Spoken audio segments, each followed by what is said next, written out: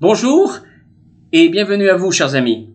Comme beaucoup d'entre vous, j'ai regardé le défilé du 14 juillet à la télévision. En tant qu'ancien aumônier militaire d'active, j'étais heureux de revoir nos troupes fières de se présenter à la nation à l'occasion de cette fête. Cette année, si j'ai bien compris, le thème de la présentation de nos armées était « Gagner l'avenir ». Cela devait d'ailleurs s'illustrer par des jeunes qui entonnèrent l'hymne national devant le président de la République et la France entière.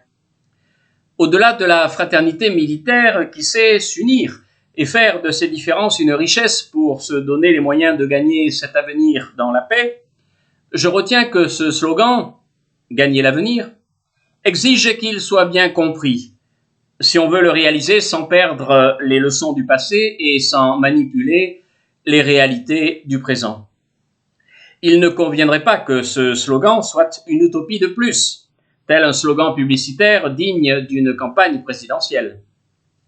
Or, les leçons du passé, selon certains, ne servent à rien puisque le passé est vu comme mauvais. La Troisième République, dans les années 1880, avait initié ce processus de déboulonnage en ne montrant et en enseignant que les erreurs de la monarchie qu'elle qualifiait d'une expression qui deviendra la définition même de ce temps pour elle révolu, l'Ancien Régime. Aujourd'hui encore, certaines élites de la nation, entraînant une base de personnes sous-éduquées dans le domaine historique, pervertissent la vérité pour assouvir leur désir de domination des esprits. Il conviendrait alors de déboulonner tout ce qui ne va pas dans leur sens subjectif, jusqu'à changer le nom des rues et enlever les statues d'hommes illustres qui ont fait notre pays. On ne peut pas vouloir gagner l'avenir ainsi.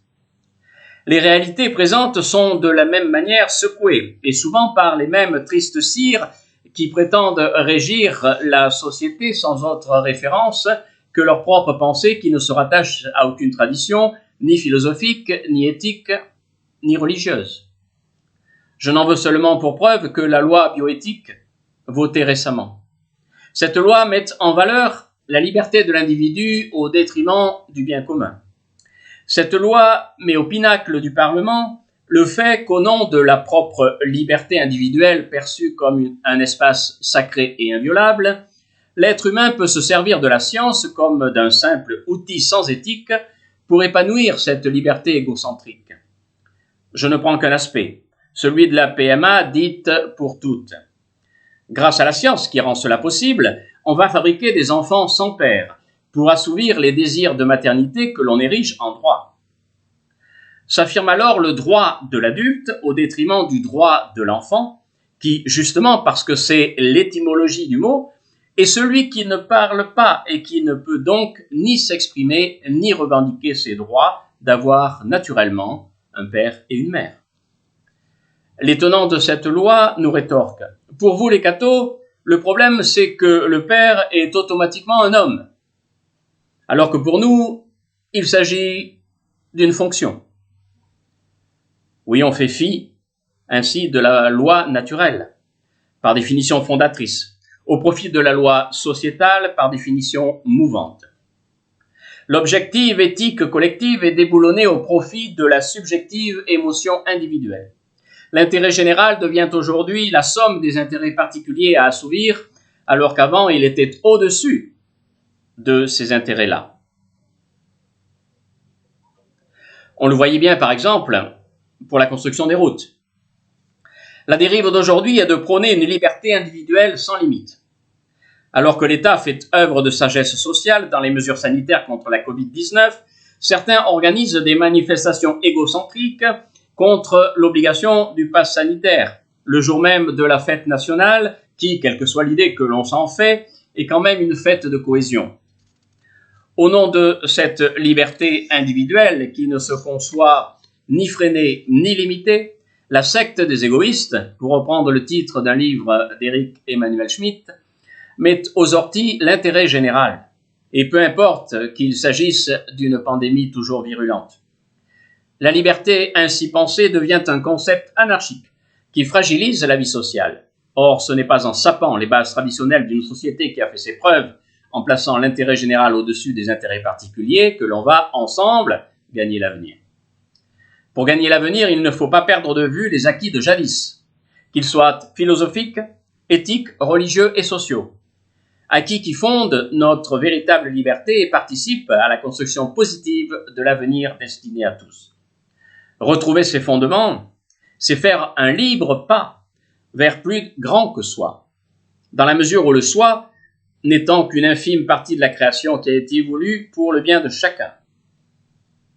C'est ainsi, par exemple, qu'un chrétien convaincu devrait agir.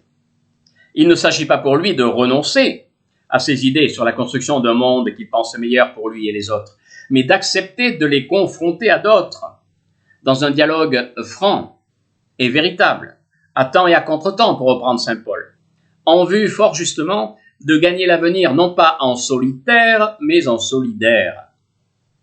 Pour cela, le chrétien possède une référence qui surpasse toutes les autres références qui s'enrichissent d'elle.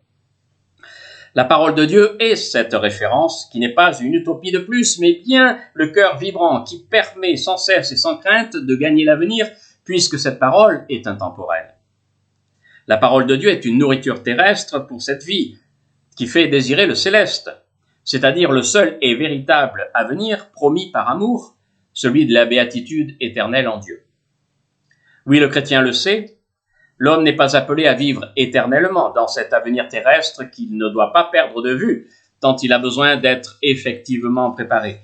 Mais il est configuré pour gagner le seul avenir qui soit celui de Dieu, source et but de la vie humaine, en exerçant vaille que vaille, et parfois dans un combat virulent, la vertu de l'amour du prochain, surtout de celui qui n'a pas la capacité d'affirmer son droit à une existence digne.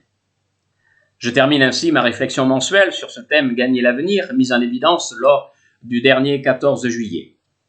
Pour vous aider à aller plus loin, je vous invite à lire mon livre « Voyage au pays de ton âme » que vous trouvez aux éditions Salvator, qui, fort justement, évoque ce chemin de vie pour gagner l'avenir. Bon été, à très bientôt, que Dieu vous garde en sa paix.